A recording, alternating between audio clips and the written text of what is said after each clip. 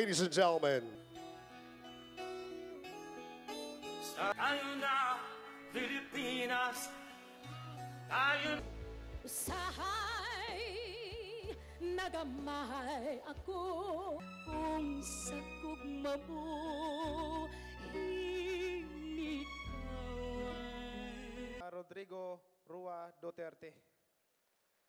Ginamit ng Panginoon para sa tungo sa pagbabago. Nicodemus, you may be religious. Am I born again or not? Nicodemus, The President of Republic of the Philippines.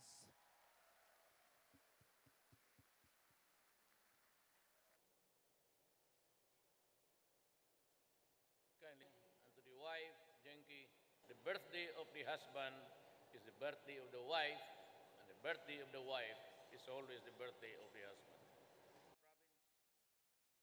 Province, Congressman Toby Tiangco, the war. I am not saying actually.